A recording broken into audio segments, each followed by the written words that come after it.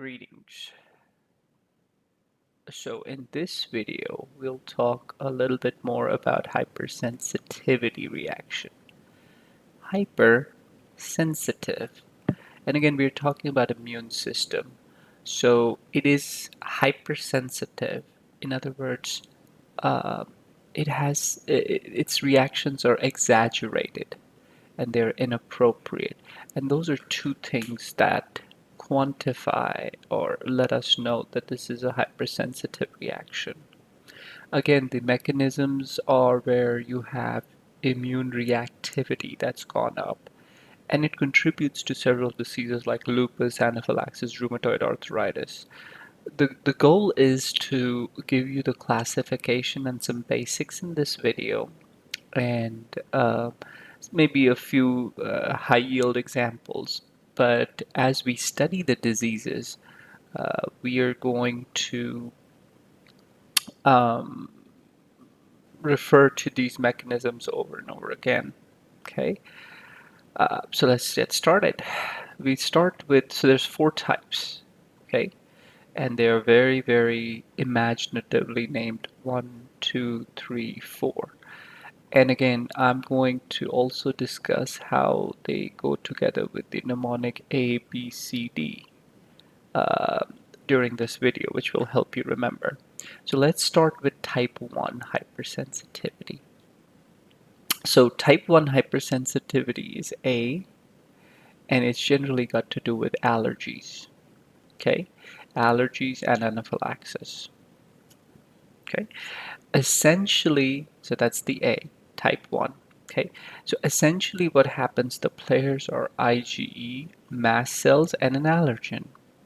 So allergen could be something like pollen. So what first happens is there's a first exposure of the allergen, and through a series of process, what that does is it causes priming of the mast cell. So in other words, you have an IgE, which is specific to that allergen, such as pollen, and it attaches itself to the mast cell, which is full of histamine.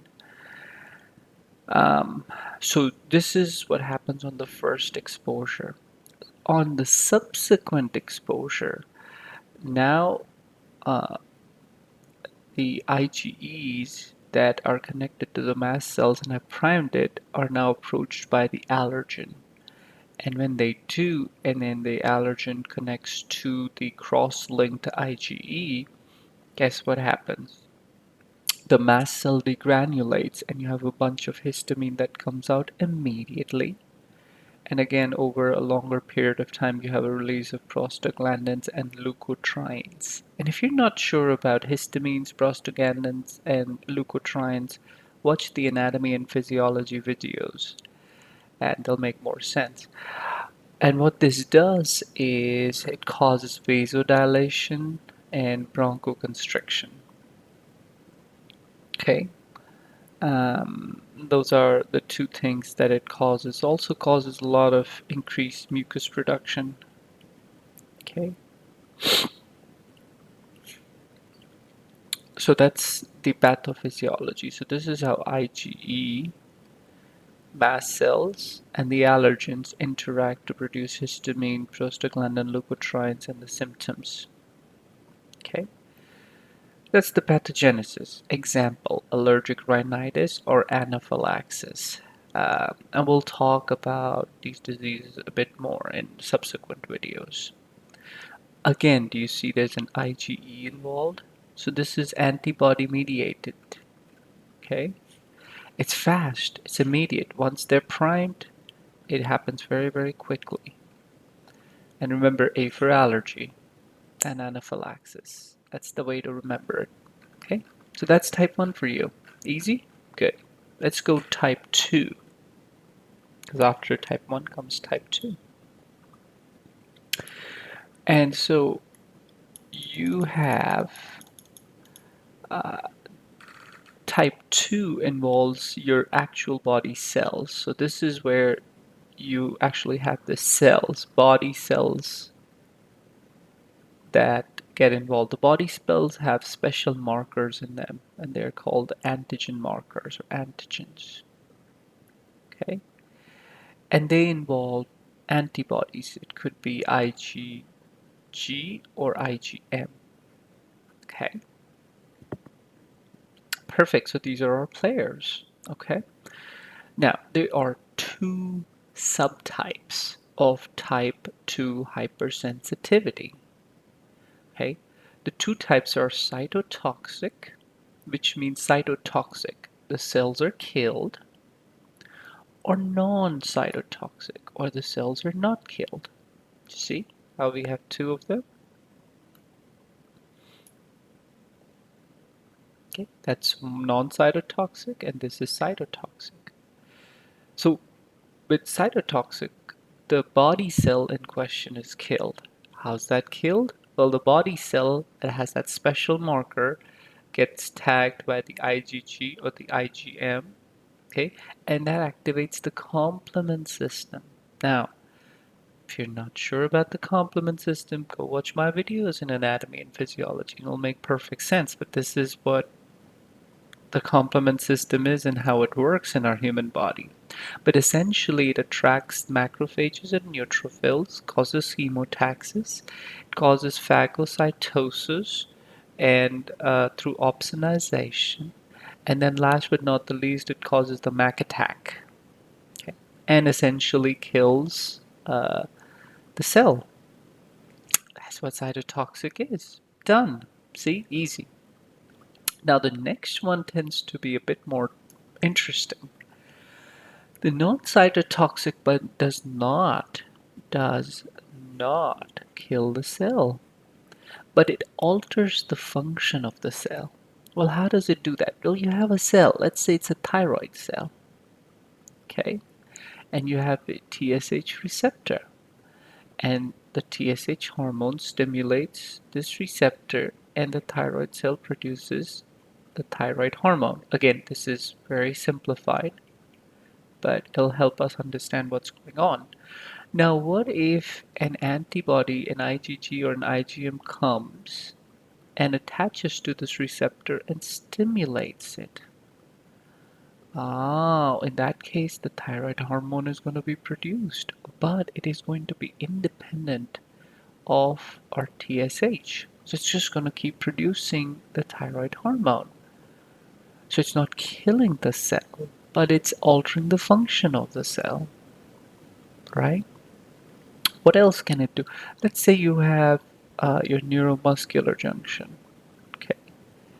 And how does the stuff work in neuromuscular junction? Remember those acetylcholine um, molecules are released and they attach themselves to receptors here on the post synapse.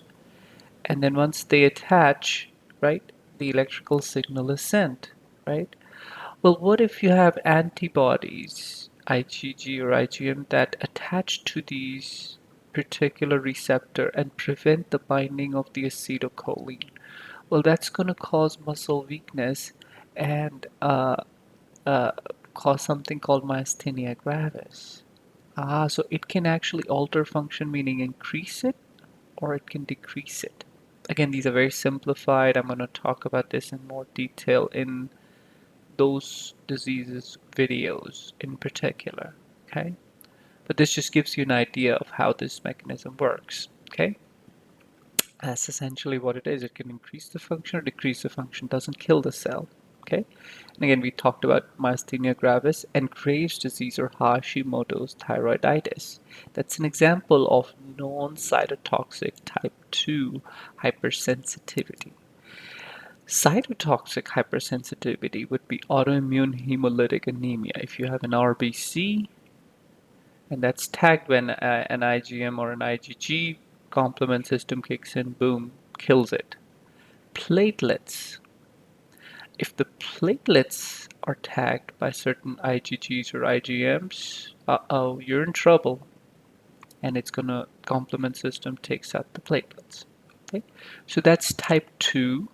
Again, the way to remember this is type 2 is body cell or B. Okay, is it antibody mediated? Yes. Perfect. IgG or IgM. It's intermediate, it's not immediate. Okay, again, B for body cells. Good? Perfect. That's how easy this is. See, once you know the basics, we can move through this stuff very, very quickly, and you'll get it. Okay.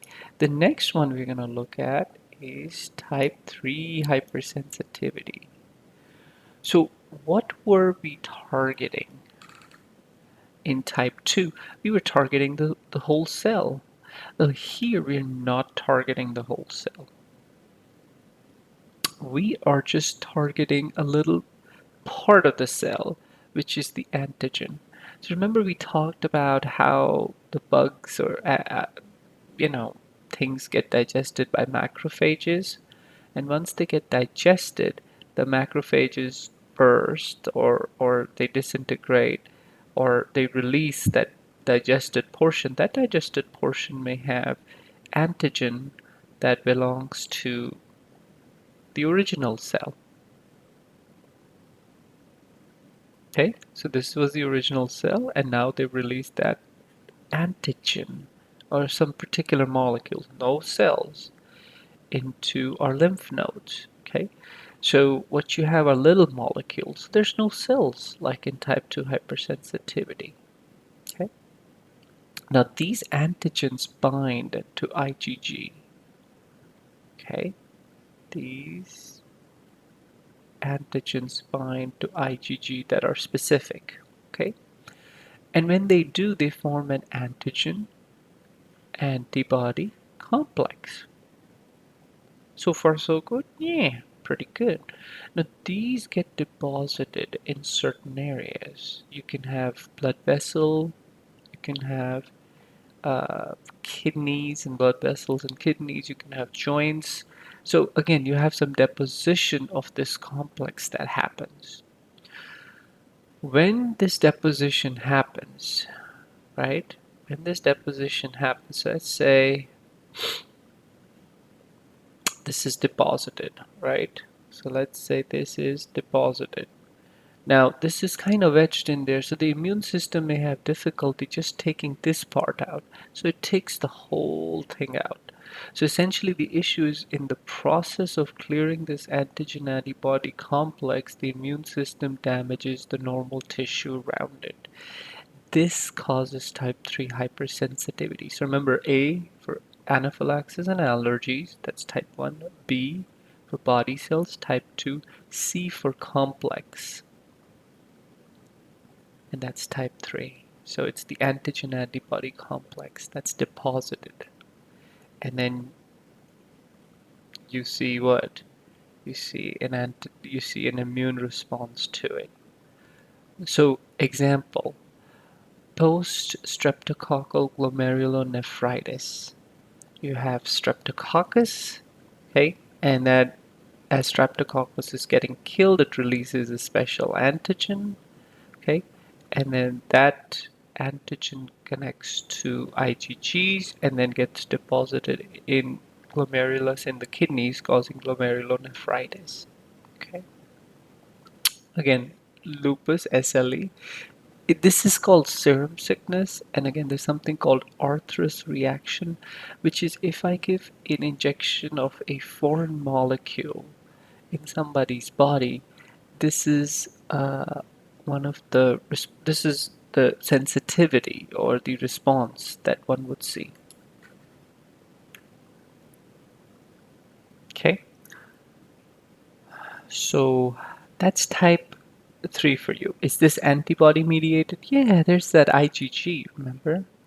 Okay, C4 complex. Remember that antigen antibody complex? That's how you can remember that.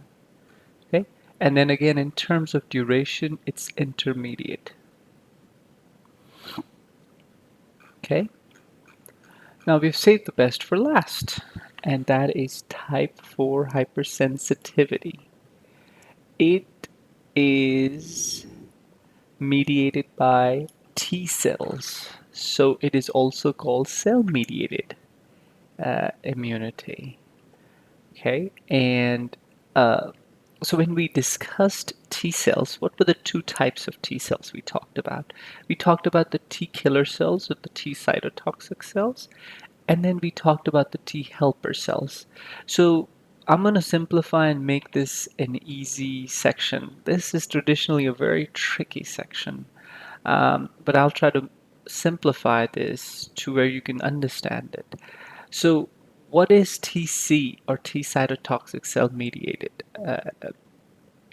type 4 hypersensitivity reaction? So remember type 4, so T cytotoxic cell is a CD8 cell. So it actually takes care of cells that just have the MHC1 complex. If you're not sure about this, you should really see my anatomy and physiology videos. But let's say if you have viruses or you have malignancy, that actually changes the cell, right? And that changes the self antigen on the MHC1 complex, which gets tagged and killed by TC or T cytotoxic cells. So essentially, the way to think about this is, let's say the person or the patient is exposed to chemicals such as soaps, poison, metals like nickel. That activates the cytotoxic cells uh, because that actually changes the inherent nature of the cells and the self antigen on the cell and the MHC1 complex. That's the easy way to remember this. Okay, so you have soaps, poison, resins, nickel, all of this contact dermatitis. They're all part of this T cytotoxic mediated type 4 hypersensitivity reaction. Okay, then the other one is T helper cell mediated response. So remember, you had the antigen presenting cell, right?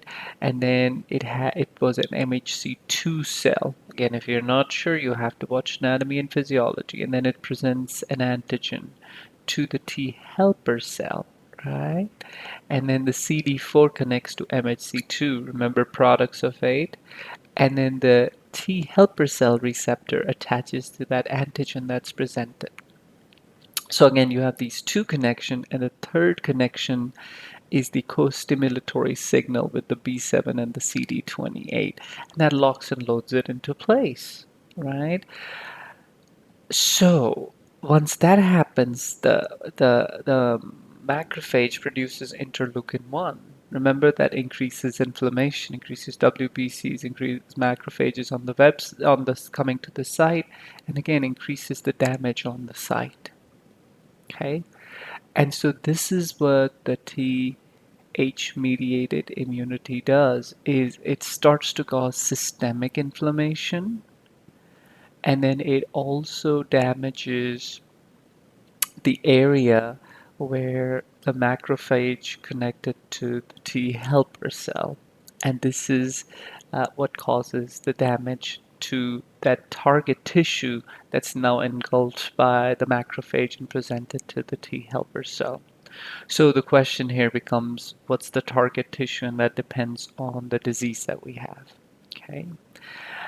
Example of TC or T cytotoxic cell mediated type 4 hypersensitivity, poison ivy, nickel, contact dermatitis. So again, with nickel, it may cause type 4 hypersensitivity and cause a skin rash, skin dermatitis. It's called contact dermatitis. Again, for the T helper cell mediated immunity, you have rheumatoid arthritis, multiple sclerosis, Guillain-Barré syndrome, and the TB test, the Montoux test, where purified protein derivative is injected intradermally to one's skin.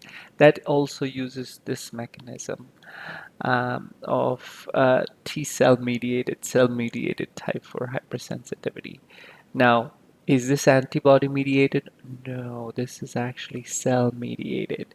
It's got T cytotoxic and T helper cells. This one is delayed response. Remember, we had type 1, which was immediate, and type 2 and 3, which were intermediate, and this is delayed response. And again, D4, delayed. So remember A, B, C, D. So let's do a quick recap, but this should have made this a more palatable experience. So again, we talked about hypersensitivity, we talked about um, type 1, which was allergies and anaphylaxis. We talked about how IgE primes the mast cells and cross-links, and on the secondary exposure, there's allergens that attach to those IgEs and cause release of histamine, leukotrienes, and prostaglandins, which cause vasodilation and bronchoconstriction. You have type 2, which is two types, cytotoxic, toxic to the cell. So again, it is between a body cell and an IgG or an IgM. Again, with the cytotoxic type 2, the um, um, IgG or IgM antibody tags the cell, the actual body cell, and kills it through the complement system. Whereas in the non-cytotoxic type 2 hypersensitivity, the body cell and its receptors or the antigens are targeted, but it's not to kill the cell, it's to alter the function of the cell. It either increases, revs up, or decreases the function of the cell. Type 3 is not is antibody mediated. So in other words, there's antibodies, which is IgG, that's involved, but it's not towards the body cell. It's just towards a certain molecule that was once part of a cell, and that's an antigen. And again, these are C. So remember, B for body cells for type 2, C for complex. So again, type 3 is where this antigen antibody complex happens, gets deposited in areas, and the immune system, in order to take it out, damages the normal tissue. Last but not the least is type 4, which I simplified for you. It could be T cytotoxic mediated, which is generally poison, nickel, contact dermatitis. Actually changes the way I think about this is it changes the nature of the cell that the chemical comes in contact with, and thus that gets tagged by the T cytotoxic cells. Again, you have the T helper cells where the target tissue is swallowed by the macrophage for some reason and gets presented to the T helper cells. And again, this complex leads to inflammation and more macrophages coming to the website and destroying the target tissue. So again, the difference, type 1, type 2, and type 3 are antibody mediated because you have IgEs in type 1, IgG and IgM in type 2, and IgGs in type 3. Type 4 is cell mediated. You have type 1, which is very fast, type 4, which is delayed, and the rest two, type 2 and type 3 in the middle. A for allergy, type 1, B for body cells, type 2, C for complex deposition, type 3, and D for delayed. And that should give you a good idea about hypersensitivity reactions.